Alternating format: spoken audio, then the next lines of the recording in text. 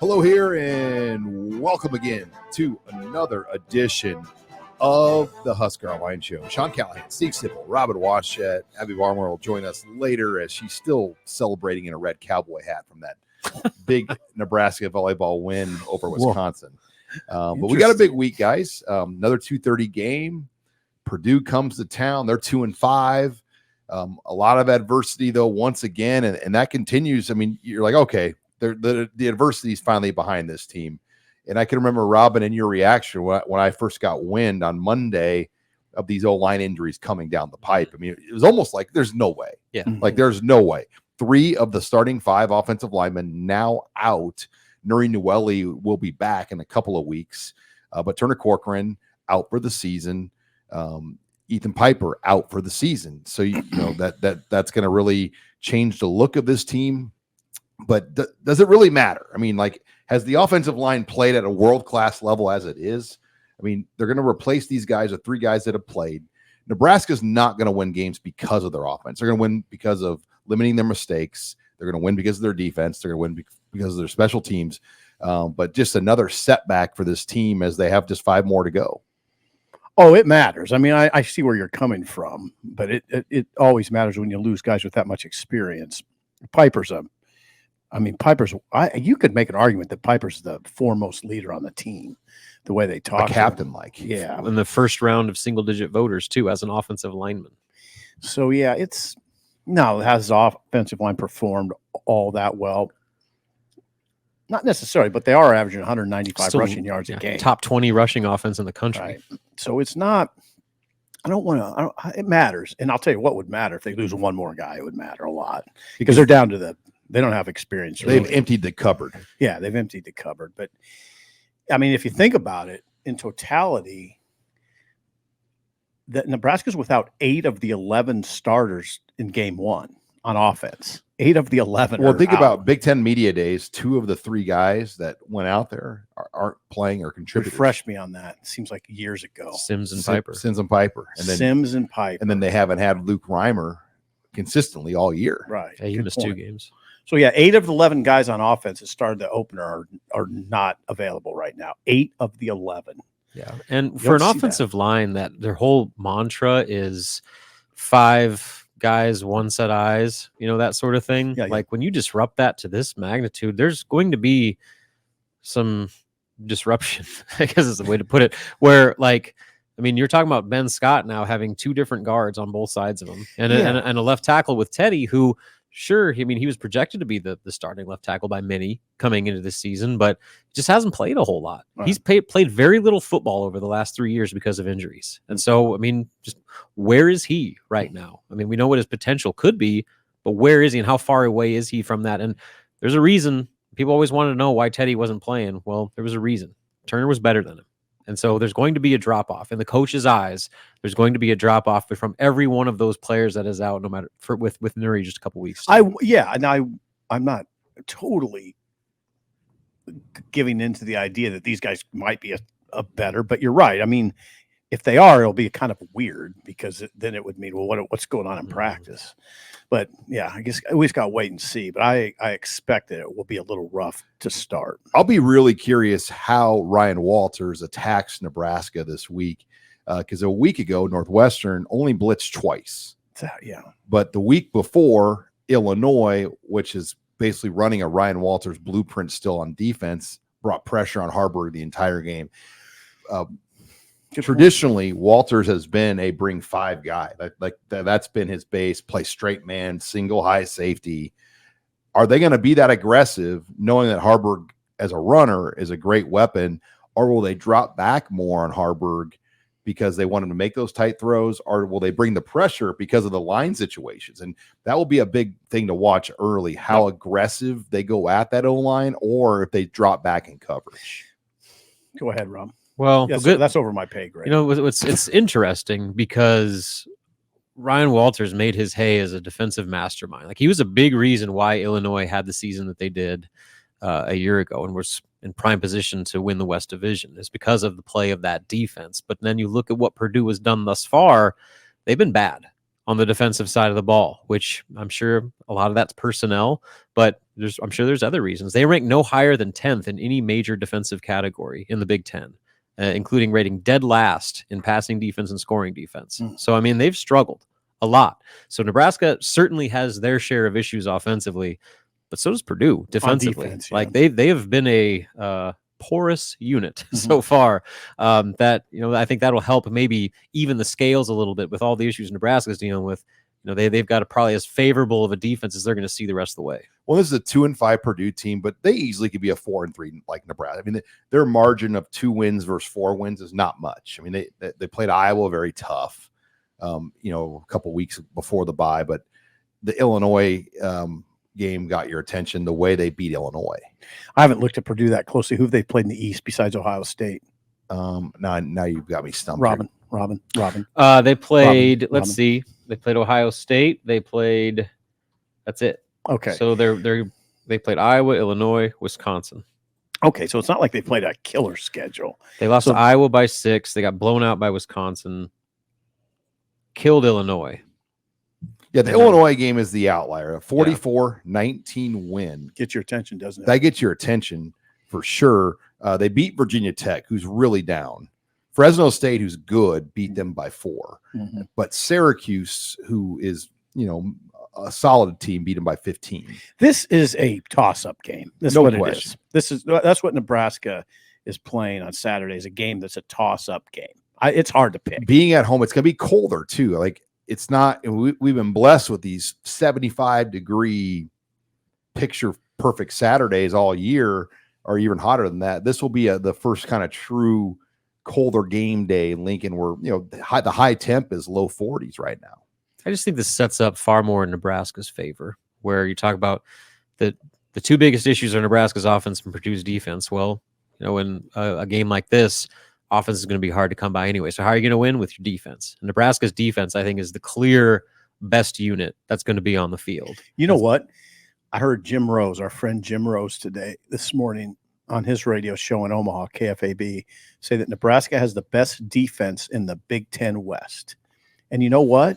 You can make a very strong argument that it is. It's Iowa or Nebraska. It's one of those two. And Nebraska's right there with them, right there with Iowa. Well, what's amazing about the defense is they just keep pulling new rabbits out of the hat. I mean, 1 week it's Javin Wright, 1 week it's Bayer. Now James Williams, I mean, Iowa Central guy that just comes from, I mean, he was at that postgraduate camp, and a lot of people, I think, snickered, like, what are you going to run a JUCO transfer camp for? Well, they got 2 players out of it. Luke Longville, the quarterback, and James Williams, both came out of that postgraduate camp. Big. And, you know, but that takes commitment, time, work, and that starts with the head coach. Yeah, it's managing your roster, and you're right. It does take commitment, time, and work. You gotta want to work it and organize it and get kids to show up to it. And they found 2 players, and one of those players helped them win a game. I would think they'll keep doing it. Well, yeah, I'm sure others will look at, but there's a lot of good JUCO players now that don't even really get looked at because the portal is so much sexier. You know, like the portal, the Power 5 guys, they're fed better, they lift better. You know, they have more pedigree generally, where JUCO guys are going to be either under the radar or maybe some baggage. Right. So great point, Sean. I think they can find a guy. I mean, Luke Longville. James Williams. I'm sorry to interrupt you, Sean. No, you're good. James Williams just came out of nowhere. We didn't know where he was from. We were saying Iowa Western. He's from Iowa Central. Well, Nebraska's own bio page says Iowa Western. Oh, well, they listed Iowa Central and Iowa Western on it. Maybe they've changed it since. But as of Saturday, it had both of them. And we did have a profile on him on On3. I created that when he committed, but it's such a common name. Yeah, it doesn't even show up. So it's never been tagged. So there's literally like 50 James Williamses in our database. So we weren't able to tag him in our post-game stuff. But another great story on a season of defense that's been really fun to watch. But all right, when we come back, we're going to talk offense for Nebraska, what to expect here from this unit as they get ready for Purdue. You're listening here to the Husker Online Show. And we're back here on the Husker Online Show. Sean Callahan, Steve Sipple, Robin Washett, getting you ready for Saturday's 2:30 Purdue versus Nebraska game here in Memorial Stadium. 4 straight home game at 2:30 this year. But before we get to that, this segment of the program brought to you by Bauer Underground. They're helping shape Nebraska's infrastructure future, and they're looking for new members to join their team. With open positions for laborers, equipment operators, aerial linemen, and foremen, Bauer Underground is searching for the best in construction. Visit BauerUnderground.com to learn more about career opportunities and industry-leading benefits, including competitive pay, employer health insurance, dental, disability, vision, and life insurance, 401k match, new top-of-line equipment, and a clothing allowance. No experience? No problem. Bauer will train the right people in the field, giving you the hands-on experience you need to build a long and rewarding career. Want to learn more? Visit Bauer Underground on Facebook to view the testimonials from the Bauer teammates, hear about their experiences, the company culture, and the importance of their work. We'll see them every game, by the way. They have their big tailgate parties, and they sit right up in the press area. So they really take great care of their employees. They're family-owned with crews and work sites across the state. Wherever you live, you can find a spot. For more information, like Bauer Underground on Facebook or visit BauerUnderground.com to come start your new career today. All right, let's jump into offense. And Sip, you did ask Marcus Satterfield this, and nobody really came clean. That was there ever a discussion to maybe give Jeff an opportunity last week? Jeff Sims. Our feel where we were sitting was like it had to be the ball. The wheels were maybe turning a little bit. But then Harburg put together that big drive before halftime. Without that drive, though, it would have been interesting to see what would have happened there. Yeah, Satterfield said they never considered the number 2. They didn't, or he said they didn't have the discussion. The discussion was with Heinrich, just to what do we got to do to get you going, get you find some rhythm. So yeah, he said he didn't lose patience with Heinrich, and that's kind of in keeping with what Rule Matt said after the game, which is we got to work these young guys through the issues. Mm-hmm. So Heinrich, it wasn't like Heinrich was terrible the whole way. I mean, he had his moments. I still say when he turns the corner, it's trouble for the defense. I mean, when he's on a run, mm-hmm. And he hit that big pass play on the belly option play to Malachi, which was great pass, great throw. I mean, he made a great throw. Yeah, and so I'm not surprised that they came out and said it, but you got to wonder like how close they were actually maybe just thinking it, like as a staff. Like they didn't have a formal conversation. Should we put in Jeff Sims? But I wonder. I mean, everybody else in that stadium was thinking it. I was thinking it. You were thinking it. Yeah, like it was to the point where the offense was not functioning, and they were turning the ball over, dropping the ball.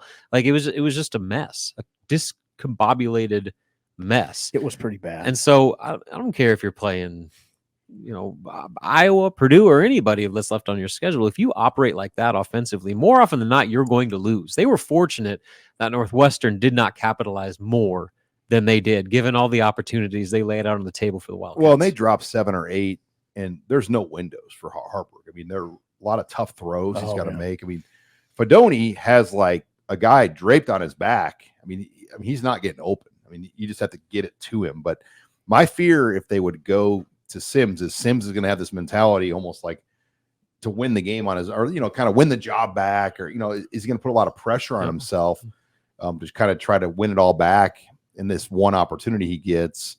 And then what does that do to Harburg too? I mean, I think there's a lot of prongs to that discussion, because if it goes wrong, it could be a tough deal. But yeah, it could be. It could be, seriously. I mean, and there's a bottom line to this discussion, and that is Harburg is 4-1.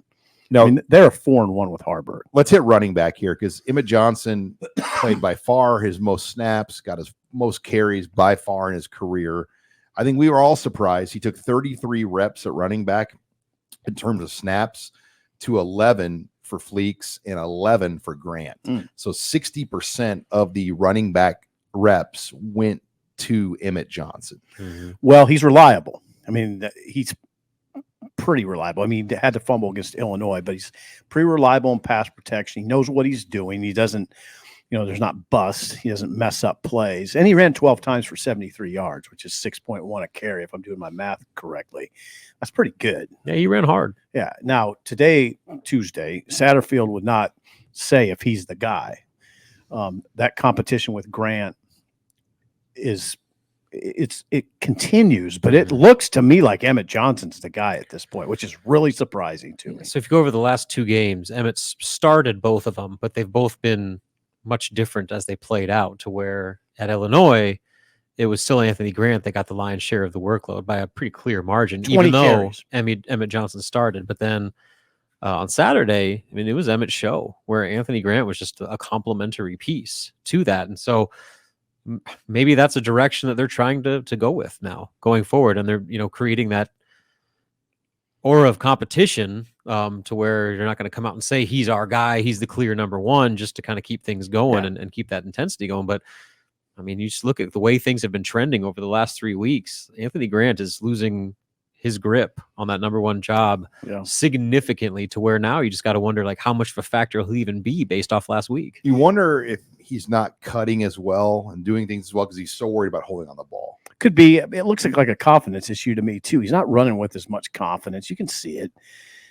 I don't know what to say about it. And sometimes it just takes a couple runs to get your confidence back. If he gets a big gain. He had he had one nice run against Northwestern. I mean, like a 10, 11-yard type run, but no, I mean, nobody had any runs longer than that other than Harburg. No, they didn't. Yeah. But with that running game, though, like that, I think we talk about all the issues with the offensive line and the passing game. Like, that's where Nebraska is going to have to win against Purdue. And our friend Michael Severe had a really good stat. He said Purdue's defense has allowed 104 long plays, which are considered run plays of 10 or more yards. That's the second most in the Big Ten Conference with teams of 7 or more games. Nebraska has the most long rushing plays in the Big Ten, rushing plays with 43. So like those, when they do hit, Nebraska's popping them. And I think a lot of that's Heinrich Harburg. And so you want to talk about this running game, like Harburg with his issues passing the ball right now, they have to utilize him better as a runner. And he has to be more efficient in runner, because that is the most dangerous weapon they have right now on that offense is Heinrich's running. I do like that they'll have all week to get this offensive line ready. Like, it's not like you're just scrambling on Thursday here. Right. Like, good. Raiola and Rule and Satterfield have the whole week to get Prohaska, to get Evans Jenkins, Lutoski, who was once a starter, back out there, and then get those guys ready. And those players will be locked in. The receiver position is what I'm more worried about right now.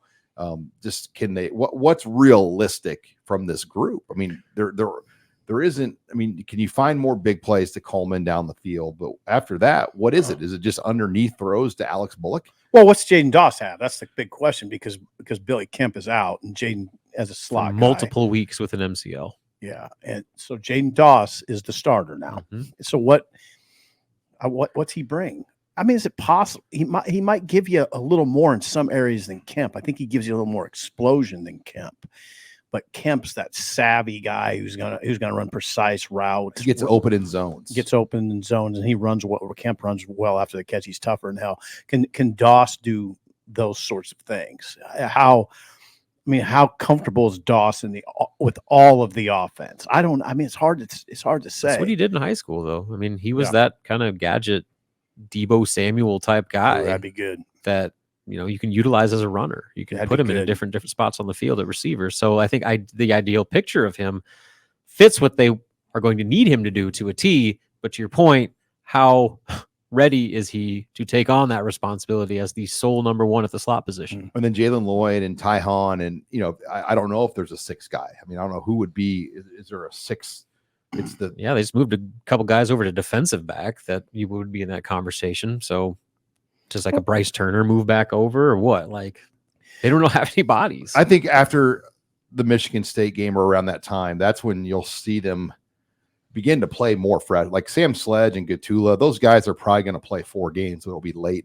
We might see those guys kind of split a game here for extra point teams and other things like that. But Rule, I really like how they manage and play with the 4-game rule. It is by far the best we've seen a coach do at Nebraska, where like there is a plan to maximize the 4 games on this roster. A couple of the things. Now you hope Coleman maybe catches fire a little bit because he caught that long pass. Sometimes that can be a spark. A 44-yard touchdown pass could do wonders. I don't want to say he wasn't confident, but if he was, it would help. And if he was confident already, it would just further bolster it. I don't want to say he wasn't confident. I don't know, but that could really help. You got to get a little more from. I mean, Fedoni, you're right, Sean. I still say he can get open. I mean, you're a Chiefs fan. Kelsey gets open all the time. I think there's a lot of attention on Kelsey, right? Oh yeah. He's also talking about like the greatest tight end in NFL history. Like it's easy there, Lamar. Lamar, Jeff, Sims, Jackson over here. Thomas is a good player, but let's lower the bar a little bit. I wasn't suggesting that he's as good as Kelsey or should match him, but you can get open. And you're not familiar. Sipple said earlier this year. We don't need to recap that. And I'm going to wear a Lamar Jackson. It's time stamped that Jeff Sims is a better thrower than Lamar Jackson. And Robert and I doubled down and even said, "Are you sure about that?" And I'm going to bring up some of the things you said here pretty quick. Okay. All right. Well, on that note, we're going to come back. We'll talk defense next. You're listening here to the Husker Online Show. And we're back here on the Husker Online Show. Sean Callahan, Steve Sipple, Robin Washett talking defensive storylines. But before I get to that, this segment of the show brought to you by our favorite sponsor, Caldera Lab. It is a great skin product for men. Helps you look fresh, feel younger, look younger. 94% of men have shown results by using Caldera Lab in their skin products. It takes 30 seconds in the morning, 30 seconds in the evening. I've been using it since the beginning of football season. Steve Sipple has not been using it, if you can't tell. Wow. That is amazing. Hey, catching strays. Look at Burt Reynolds over there. But we got a great special for our Husker Online users. 20% off by using promo code Husker at calderalab.com. That's write this down, Steve Sipple. Okay, promo I got it. Code Husker at calderalab.com.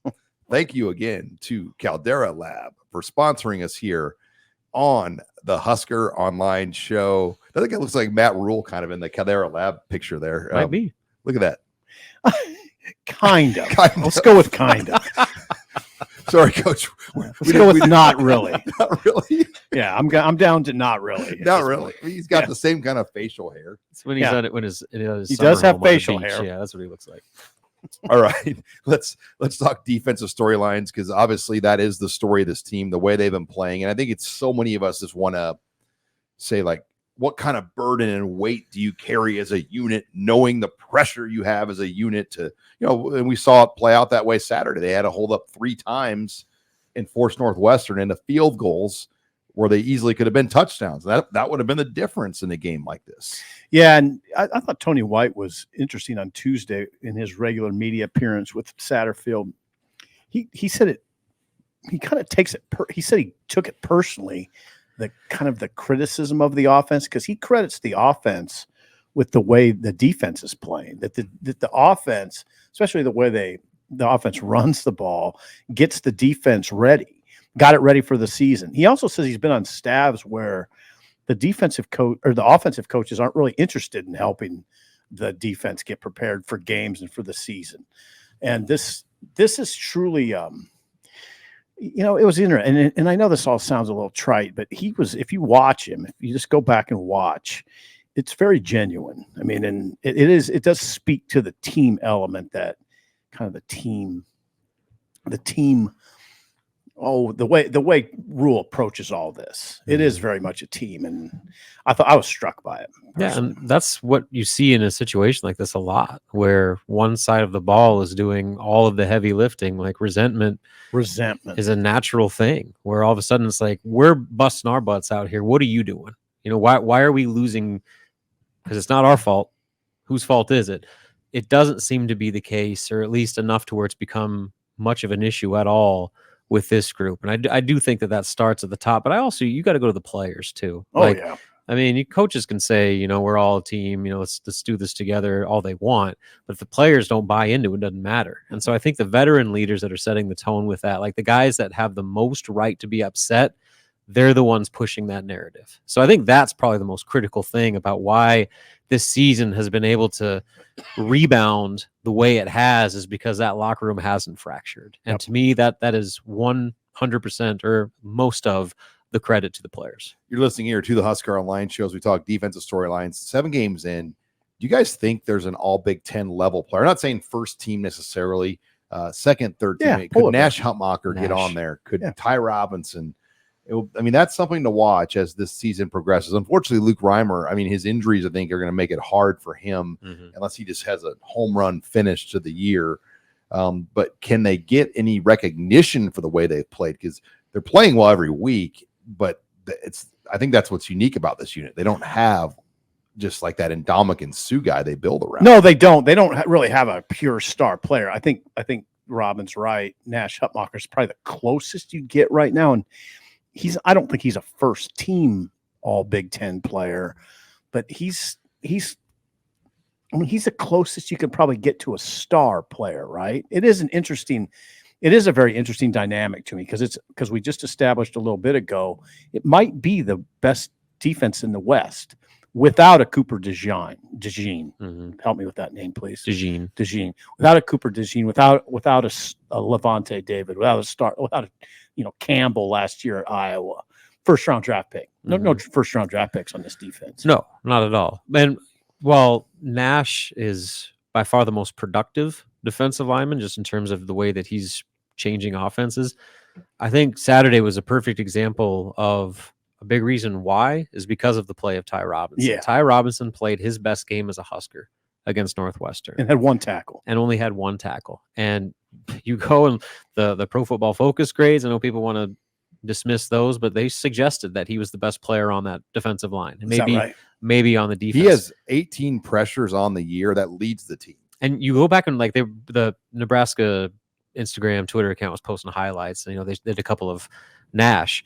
You watch the play, Nash is getting a one-on-one block. Guess who's getting doubled? Yep. Ty Robinson. Yep. And because teams are having to account for him. And so as a result, Nash is getting all of these favorable one-on-one matchups. And to his credit, he's taking full advantage of it. But I don't know if that is happening to the level it has without Ty Robinson playing as well as he has. And he's going to have a decision to make at the end of the year as far as what he's going to do next season. It's NFL or come back for another year. But he keeps playing like he does against Northwestern. He's going to be a draft pick. I think Rule will be really honest with guys like Ty, too. He's like, hey, I'd love you back, but you probably need to go. I don't think he's going to be a guy that begs guys. Like, I think he's understands. Ty's a fifth year, and it could hurt his stock to come back. Look at JoJo Dolman. He went undrafted because he was a 6-year, 24-year-old. NFL teams don't like drafting 25-year-old rookies. So hear you. Look at that dude. Look at him. That looks like an NFL player. I'll tell you that. That's a dude right there. Yeah. And so, that's where it starts for why Nebraska's defense has been what it was. It's those two in the middle. Those are their best players on defense from start to finish. Jamari Butler, too, has played well. He has. So Hutmacher has 17 pressures. Robinson's got 18 pressure plays. Butler's got 17. Does he? Butler has 17 pressures? Princewell, in only 128 snaps, has 16. Man, Princewell's got twitchy. So he's twitchy. He was on three's freshman of the week. You want to see twitchy? This week. Lock in on Princewell when he's playing defense. That's twitchy. So he's officially a jack linebacker now. He was working at defensive end for a while. So he's a linebacker. He has violent movement. 41 snaps was his career high last week. They have some serious young talent up front. When you pair him and Cam Lenhart and Van Poppel. And Van Poppel. Those guys are dudes. One Sua and you start to go through Jason Machacek. They've got material. Mason Goldman's a good body. And the sack man, James Williams. Yeah. Sack man. Remember Rule, Robin, you were listening to the radio with me that night in August when Rule went on a pretty long spiel about how much he likes the young defensive lineman in the program. That's a good place to start. No doubt. All right. When we come back, Abby Barmore will join the show. We'll take your questions in the mailbag. You're listening here to the Husker Online Show. And we're back here on the Husker Online Show. Sean Callahan, Steve Sipple, Robin Washut, Abby Barmore joining us here for the mailbag. But before we get to that, this segment of the show brought to you by CHI Health and myprovidermatch.com. I love my provider with CHI Health Clinic, Dr. Johnson over here on 40th and Yankee Hill. Did you know that CHI Health has created an online quiz to match you with a provider that matches your personality? It's that easy. Go to myprovidermatch.com, answer a few questions, and be matched with a provider who understands your health goals, including your primary care and women's health providers, pediatricians, and cardiologists. Like I said, I actually just scheduled an appointment. I'm going to see Dr. Tyler Evans, former Husker receiver, Oh, yeah. Going to see him on Friday. Tyler. I'll be darned. He's over there on 40th and Yankee Hill, and Dr. Johnson's over there, and love the providers, the experience that we get over at that building. Having someone that can turn you to your health need makes a big difference in your health. That's what CHI Health's MyProviderMatch.com does. Matches you with a provider that fits your personality. And that would be a challenge for you, Steve. Ask me my health goals, Sean. What are your health goals, Steve? To make it through this show, Sean. One step at a time. Thank you again to Don't look too far ahead. CHI Health for helping Steve Sipple find his health goals.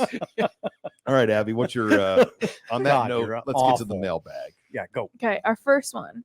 Which was a bigger Husker win last weekend, football or volleyball, and why? Well, hello. Loaded question. Yeah, who asked this question, Abby? Abby, if I say football, you'll like walk out of the studio. Yeah, I'm out of here, so be careful. Obviously, volleyball. Obviously, the number one team. Yeah, I mean, that was a signature win for John Cook. I mean, Wisconsin was the one blemish in his recent career. I don't know, guys. Beating a David Braun-led Northwestern team. I mean, come on. 17-9. With their backup quarterback. I mean, that would be right up there. No, it's clearly volleyball. So volleyball outdrew football for TV ratings. Is that right? Yes. Yeah. Nebraska the volleyball team had more TV ratings on BTN than the football team. And that was also the most watched regular season volleyball match ever across any network. Crazy. And it makes sense because Northwestern is not a ratings draw.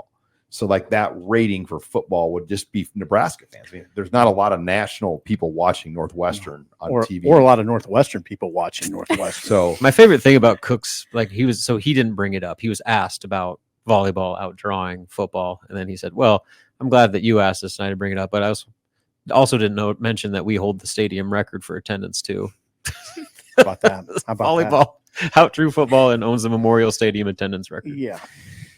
He likes to set the record straight. Just in case anybody forgot. I want that court storm, Abby. He wants that court storm. He was disappointed that they couldn't pull that off. I don't know if he said that, but they brought the students down on the court after the match. Okay. I think they let them because John was over there kind of. Did they give out red cowboy hats, or was that like some students so all the students got red cowboy? all the first few hundred students got them. The ones that were up in the standing room only didn't have a hat, but there was like 1,200 students there. So I think that was probably a record as well. Did you get a red cowboy hat? I did not. Isn't that terrible? She's a professional. All right. Next question. Okay. I'm not a professional. So Nebraska is tackling and hitting a lot more in practice this year. Do you think that impacts the injuries during the games, more of a wear and tear on their bodies?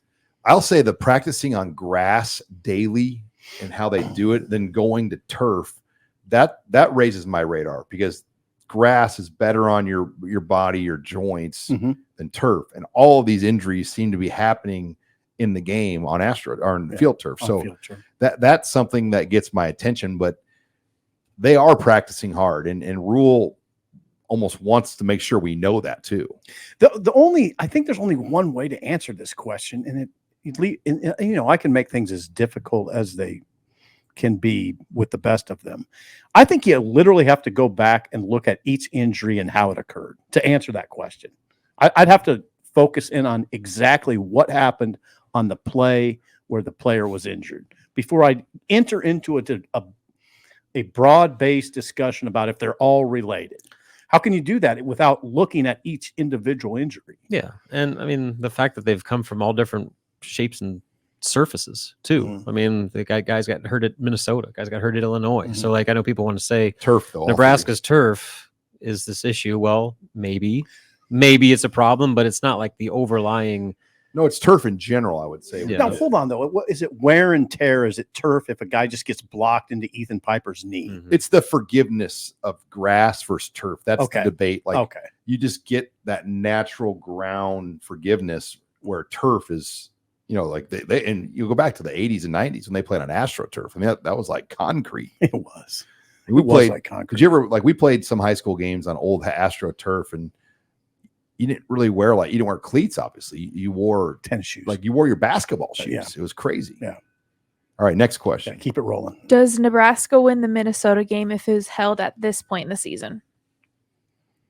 The question is like with the deficiencies on offense, how much would that factor in? I mean, I would like to think the defense would play as good or better, and maybe the turnovers wouldn't be there. So, yeah, I mean, I think it's plausible that they would win that game if played now. Yeah, turnovers are still an issue, though. I mean, they're putting the ball on the turf and throwing interceptions just as much as they were in that week 1 game. So that was the biggest issue, is the fact that they gave the ball away 4 times. Or what did they just do on Saturday? They were reckless with the ball. Yeah, they were reckless. Would they give it away twice? Two interceptions. They fumbled 3 times. Recovered. Yeah, they fumbled 3 times and recovered them all. I'd say yes, though. I mean, I'm just going to piggyback off what these guys. Piggyback. Go ahead, keep rolling. Okay, who do you think are the top 3 Big Ten West defenses? Well, you just said Nebraska, Iowa. And then who's the third? I don't know if you'd say Wisconsin. You might say Wisconsin, but there's a drop off. Mm-hmm. There's a drop off. I mean, Minnesota, that guy in the secondary. Oh, Minnesota's pretty good. That guy in the secondary, Robin, that had the pick on Nebraska, he's a first rounder. Yes. They've got material. Minnesota's got material. I have to look at numbers. Abby, I apologize. I don't know what the numbers would say. I mean, Northwestern's defense is not bad either. Not bad. I mean, they held Penn State in the first half. Yeah, Penn State ended up with 41.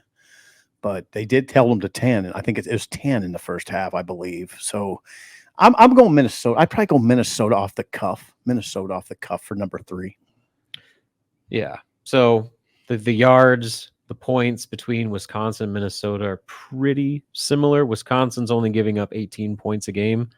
Minnesota's giving up 24. Okay. Every team in this division is similar. They are. I mean, there's really not a lot of stat differences on these teams. Eyeball, and I haven't seen Wisconsin except on TV. I saw Minnesota's defense; it's pretty good, and Minnesota just held Iowa to 11 rushing yards. Okay, and a lot of the basis for me saying Minnesota's the 3rd best defense is them holding Iowa to 11 rushing yards. I do think though Newton and that Illinois front now. So did you know why Illinois blew that lead? Newton got ejected, yeah. And once he was out of that game, it changed. No way, they fell apart. They fell apart without Newton. You're right, Sean. So, like he is the star of the West. They're good up front. Illinois, where they have a lot of troubles, their back end, Sean. Their secondary is really suspect, but they're pretty good up front. All right, final question. What is the worst job you've ever had? Worst job I ever had, and I did it just for a month or 2 in college. Like there'd always be this gap from football season in the spring where I just needed to figure out how to make a little bit of money. So you'd give plasma. Robin did that before. Oh yeah.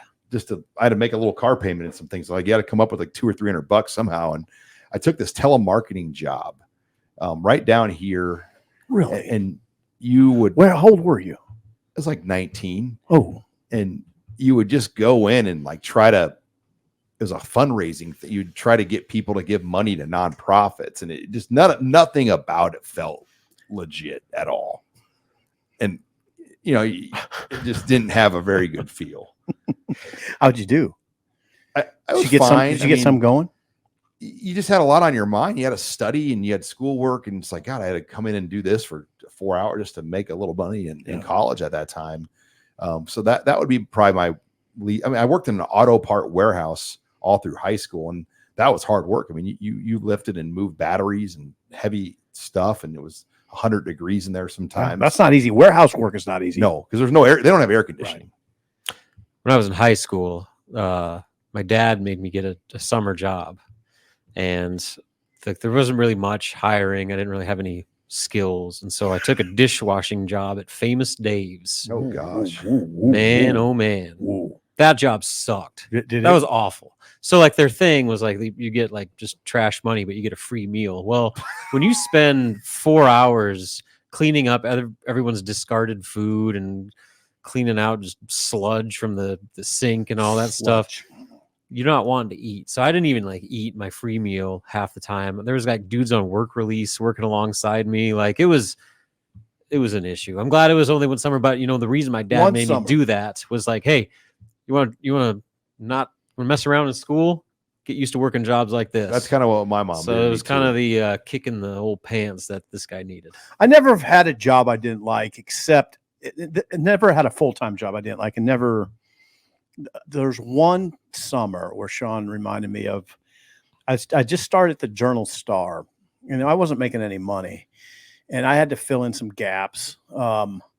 And I worked these temporary jobs on vacation weeks, right? Yeah, and I worked at a lumber yard right in the North Bottoms there, and it was it was too much for me. I mean, I was working with a bunch of young dudes carrying lumber, and I was trying to keep up. But I'm like 5'8", 145 at the time. I mean, it was rough. I was young enough. I just wasn't big enough. You weren't jacked like you are now. Yeah, but it like I remember going home and going to bed like at 6 o'clock. Like it was that type of deal. Like I can't. I'm not gonna. Yeah, it's a tough job when you just come home and immediately go to sleep. Right. Yeah. Exactly. Going to bed. Anyway, Abby, did you have a tough one? Oh yeah, Abigail. I haven't had a ton of jobs, honestly. Probably like this job, five or six. Yeah, definitely this one. But after that, I would say I nannied for a couple of summers, and there was one family where it was pretty difficult. I'll just say that. Is that right? They lowballed you a little bit? No, just their children. they were behavioral. difficult. Yeah. That's all I'll say. Yeah, let's just do all right. On that note, when we come back, we will give some thoughts on the Big Ten. We'll hit on the Michigan scandal next too. You're listening here to the Husker Online Show. And we're back here on the Husker Online Show, final segment of the show. Before we get to that and some Big Ten talk, this segment brought to you by Steve Sipple. Larson Motors, Sean. Okay, everyone. If you're looking for a new vehicle, go for a new experience at Larson Motors in Nebraska City. Larson Motors is one of the Midwest's only dealerships with all the major brands in one spot. Finding your new Chevrolet, GMC, Hummer, Ford, Chrysler, Dodge, Jeep, or Ram has never been easier. Start your new experience today at LarsonMotorGroup.com or at Larson Motors in Nebraska City. Larson Motors, real people, real deals. I see a Jeep on there for you, Sip. You like that idea of me having a Jeep, don't you? Let me see this. Let me see. Oh yeah, I like that white. I like that pearly white Jeep. Yeah, I'm probably not going back to a full-size pickup. I banged my Silverado around. You're a light-duty truck guy. Well, I had a big truck, and I just was a disaster. So, I mean, I really banged it around. Look at that Jeep. It's a Sipple right on that. I like it. I like the looks of it. Those things, I always see them. They're nice. All right. Well, let's get into the discussion of the Big Ten last week. The big game obviously was Ohio State, Penn State, 20-12. Ohio State wins. Rutgers essentially clinched their berth to the Pinstripe Bowl with a 31-14 win over Indiana. Locked that one up. You heard it here first. Rutgers will be in the Pinstripe Bowl. Okay. This makes too much sense. What if they keep winning? I mean, I don't. Unless they keep. They might get one more win and get to 7, but even then, they're a natural for that game. Okay. Minnesota knocks off Iowa on a controversial fair catch, 12-10, and that we'll talk about that too. Wisconsin comes back to beat Illinois 25-21 when Johnny Newton was ejected. That allowed them to kind of come back and pull that thing off. Nebraska obviously 17-9 winners, and then Michigan 49-0, which I think we all kind of felt that was going to happen. Harbaugh was going to go in there and twist the knife into Michigan State and East Lansing. He did. Could have been even worse than 49-0. Mm-hmm. But they get a big win. And let's hit on, before we get in these game thoughts, let's hit on the Michigan situation, because that win came kind of at the same moment of all these allegations and things going on in Michigan, being suspended, analysts being let go for videotaping other team signals, going to other stadiums, sign stealing. It's been quite the story in college football. It is a story, and it is not a small story, because it's a massive advantage that you can gain with what they're doing. It's one thing to steal signals in game, and which everybody does. Yeah, Matt Rule said it happens every game. Yeah, but it's another deal to get them before the game and then be able to practice what the other team is doing. Now, I don't think the players probably notice all that much, but the coaching staff sure does. Well, did you see the video that came out today? No. Tuesday? No. Somebody got a clip. It's Ohio State, Michigan, and they found that guy, the Connor Stallions. It's Stallions. And he's standing right next to Michigan's defensive coordinator. And Ohio State's looking, their offense, they have the ball, and they're looking to their sideline, getting a play call, whatever. And he's like standing right next to the D coordinator, just watching. And then all of a sudden they make the play, and he like talks to the defense coordinator, and they make a signal, and everybody starts making the signal. So like he is literally identifying what Ohio State is signaling in from the sideline, relaying it to the defensive coordinator, and the defensive coordinator is making a play call. All right, that's cheating. Jim didn't know about that. That's cheating. Jim Harbaugh didn't know anything. He's a military decoder. Yeah, he worked in the Marine Corps and U.S. Navy, and he had tickets to over like 50 games over the last 3 years. Himself, or did he just have like an army of a network? Of they had a ticket on each side of the field on the sideline. So Michigan. So depending on wherever like sideline he wanted to be on, they could have a ticket there. And there's video of him holding up a phone, videoing the other team's sideline for an entire game. Like it's blatantly obvious what was happening. Yeah, it was. I mean, again, at first my reaction was, "Oh, big deal, they're stealing signs." But after you talk to a few people, it becomes clear. No, that's a massive advantage you get. Did you see the Greg Schiano interview when they played? Rutgers played Michigan. He basically hinted that he knew what was happening. He was like, "There's some funny stuff going on right now that shouldn't be happening. And we just got to keep playing football." When they check and then they're automatically checked and do a perfect call, like that would get your attention, because these coaches make a lot of money to make proper checks. Yeah, they broke the rules. It's what's interesting is there was a line in the ESPN story that was fascinating to me. It's hard to get a hold on what kind of penalty there would be, because this is unprecedented. This has never happened. You can't. Can you? There's never been anybody busted at this level. Well, and Jim Harbaugh might be coaching the Arizona Cardinals by that point. Now, here's the thing about that, and I get it. And there's some people that kind of brush this off and say, oh, "Okay, this is just seals the deal for Harbaugh to go to the pros." Well, what about his assistant coaches? The head coach is fine. He's got all the money he ever needs. The assistants, it's another deal. Now, I'm sure they are like, what the hell are we doing here? I guarantee you they're like that. Well, it makes you think twice to vote for their players for awards when they have advantages. Yeah, that's a good point, I guess. Like when you go into a test knowing the answers, it's a little bit easier to execute. Well, maybe that explains why on the season, here's a stat for you as we get into the games. Here's a stat for you. J.J. McCarthy, 37 incompletions on the season. That's all he has, 37 incompletions. Drew Aller, 24 incompletions against Ohio State. 24 incompletions against Ohio State. By the way, Penn State in that game, 1 for 16 on third down against Ohio State. 0 for their first 15. Maybe they were scouting too. Penn State had no prayer against them offensively. All right. I need to get into week 9 games here. Indiana, Penn State this week, 11 a.m. game.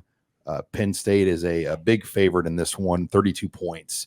Maryland at Northwestern, Terrapins, 13.5-point favorites in Evanston. Wow. Michigan State at Minnesota. Minnesota, a touchdown favorite in Minneapolis. Nebraska, Purdue. Huskers are 2.5-point favorite. And then kind of the marquee matchup of the weekend in some respects. Ohio State at Wisconsin on NBC. Wisconsin, a 14.5-point dog in Madison, which that's a pretty big number in Madison to see a number like that. But, some things jump out. I think we're curious how Michigan State plays against Minnesota. Obviously, Wisconsin, how will they play against a very good team in Ohio State? Clearly the best team they've played all year. Yeah, Ohio State, that number strikes me as too big. 14.5, Ohio State a favorite. McCord is not the guy they're used to having at quarterback. He doesn't look like a pro. He got the job done against Penn State, but I thought he was short-armed a lot of throws, very careful. He's got to start cutting loose. It's be interesting for Minnesota too. They got an opportunity here. They're favored this week. They got big favorites against Michigan State. And then you look at the rest of their schedule, they're going to be right in the thick of it. You got Illinois, Purdue right after this. They could potentially win 3 in a row with the way that they're playing right now. And then you end the season with Wisconsin, which could be a separator game. Yep. So good point. Don't rule out the Gophers. No, don't rule out PJ. All right. Make sure you join us for our post-game show. We'll be on probably around 8:15, and we do have a margarita sponsor, by the way. Jay Swizzle Sticks is sponsoring the Steve Sipple margarita, and I think he's bringing some chips and salsa and tacos. That sounds awesome. We're repping his construction company he wants to rep. So, Sipple, you're covered. We'll rep it. All right. We'll rep it good. Thank you for joining us. For Steve Sipple, Robin Washett, I'm Sean Callahan signing off for this week's edition of the Husker Online Show.